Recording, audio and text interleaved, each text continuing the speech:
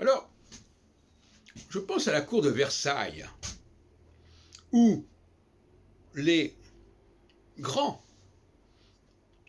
qui étaient liés aux différentes provinces de France se retrouvaient ensemble. C'est quelque chose d'un peu bizarre, quelque part. Mais c'est un peu la même chose que le colloque. Un colloque d'une certaine importance, par exemple comme le colloque de 2004, c'était le rassemblement à Paris de responsables locaux qui venaient de toute la France. Donc c'était la cour du roi Soleil, en quelque sorte.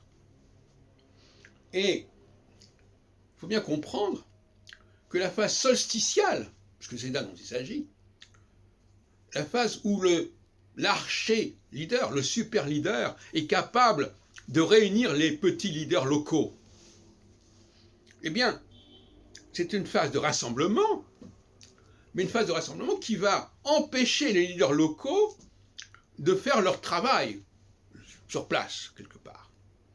Donc ça va, quelque part, c'est contre nature, si on peut dire. Mais c'est un processus de recentrage qui va empêcher, qui est un processus centripète, qui va faire pendant au processus centrifuge de la diversité des grands qui sont répartis un peu partout. Et l'équinoxialité, en revanche, c'est ce qui va permettre à ces différents grands de repartir dans leurs provinces respectives et de faire le travail qu'elles ont à faire dans leurs provinces respectives. Ce que j'appelle le processus d'immersion. Donc on a alternativement l'immersion où chacun vit dans son environnement, dans cette diversité, dans cette promiscuité d'environnement, avec des gens très différents, et puis la phase solsticiale où ceux qui ont le même profil, quelque part, vont se retrouver ensemble sous la coupe du super chef, de l'archi-leader, pour pouvoir accorder leur violon, pour pouvoir harmoniser leur stratégie et leur politique. Et ensuite, une fois que cette harmonisation a été faite, ils peuvent à nouveau se lancer dans l'immersion. De la même façon, d'ailleurs, que quand il y a des périodes comme par exemple, on pense à l'École nationale d'administration, il y a un moment de rassemblement, bien évidemment, pendant la période de formation, et puis après, chaque membre, chaque étudiant, élève de l'ENA va faire son travail dans son coin. Et là, il va donner sa véritable capacité.